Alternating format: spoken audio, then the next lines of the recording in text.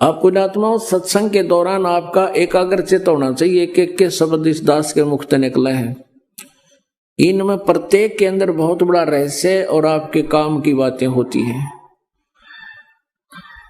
आप जी इधर उधर ध्यान नहीं रखे, क्योंकि 2 घंटे की क्या बात है, तो फिर 2 घंटे शाम होंगे, 4 घंटे, बाकी 20 घंटे बहुत कुछ होते इधर उधर की सोचने।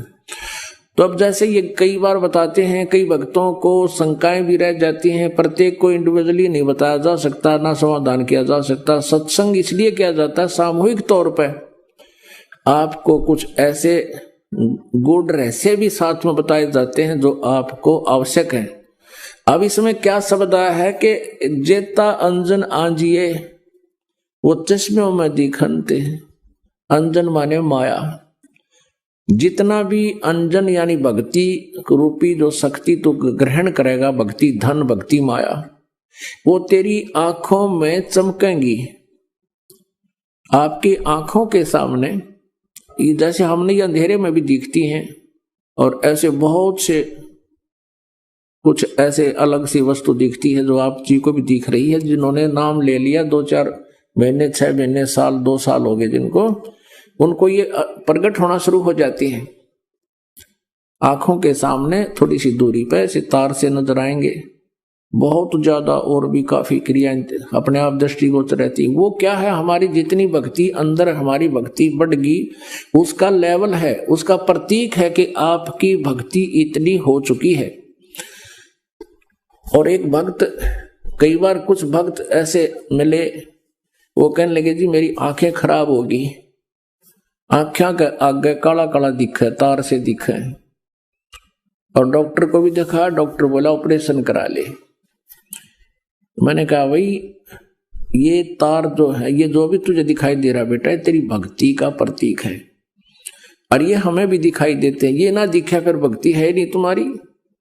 ये देखने से नहीं अपने आप दिखेंगी, ऐसे आप ध्यान से देखोगे, आपको कई बार ऐसा लगा जैसे कोई मक्खी आ गई, खाना खाते समय भी ऐसे लग रहा है मक्खी या मच्छर आ गया, लेकिन वो हमारे परमात्मा अंदर से जो भक्ति का आगे प्रतीक, वो रिफ्लेक्शन बाहर आ रहा है। और ये सूक्ष्म शरीर ऐसा ही होता है, और ये भक्ति का प्रतीक भी उस नूर से ही हमारा ये लेवल बता रहा है। तो इस प्रकार चिंतित नहीं होना। बहुत से ऐसे भक्त हैं, एक कहने लगा जी मैं तो घर से बाहर नहीं निकलूं, देखूं जब मैनू दिखन लग जाए, मैंने डर गया कदे भूत हो। पुण्यात्माओं, पहले इस दास को बचपन से ही ये थोड़ा सा दिखाई देता था, ये पूर्व जन्म की जो कोई संस्कार डिपॉजिट रह रहा था ना, तो खोजिए पता नहीं कहां कहां देवता बनकर, राजा बनकर, और वो थोड़ा सा दिखाई देता था। ज्यादा से ज्यादा 1 इंच की लंबाई होगी, एक ही था वो, यानी इतनी ही शेष कमाई बची थी इस कलयुग में। वो पूर्व जन्म की डिपॉजिट भक्ति की पुण्य कमाई थी। और ये दास ये सोचा करता मेरी आंखें कुछ कमजोर हैं, इसलिए ये कुछ दृष्टि दोष है। जब उपदेश लिया, नाम लिया, 5-6 महीने के बाद देखा तो ये तो और गणा बढ़ गया। 1 साल के बाद तो विघ्न हो गया, और ज्यादा बढ़ गया। मैंने सोचा बड़ी बात दिक्कत आई। तो गुरुजी उसमें वृद्ध बहुत थे, 104-105 वर्ष की आयु हो चुकी थी हमारे पूज्य गुरुदेव जी की। उनसे ज्यादा समाधान नहीं करा पाया करते, क्योंकि और भी बहुत भगत थे। हमारा नंबर भी देर से आता था, कभी आता कभी नहीं आता था। तो एक दिन दाव लग गया, और दास ने यही प्रकरण उनसे कहा कि गुरुदेव ऐसे ऐसे, पहले तो ये छोटा सा था, अब ये बहुत बढ़ गया, लगता आंखें और वीक हो जाएंगी। तब वो हंसे, कहने लगे बेटा ये तो तेरी भक्ति बढ़ गई, और यही तो प्रतीक है। आज तक मेरे को किसी ने नहीं बताया कि मेरे साथ ऐसा है जो आज आपने आकर बताई है।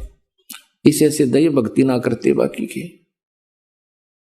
और ऐसा ही था उनके पास, कोई माया मांगना होता, कोई बेटे मांगना आया करता, कोई कार, कोई ठीक, और वहां भी नाम ले लेते, और फिर माता ही घंटी बजाते, विष्णु देवी पर भी जाते, वो सारे थारा ईब समझ माई होता कर्म बिगाड़ रहे थे। ठीक है ना, उन्हें कुछ दिखा था और क्या दिखना था।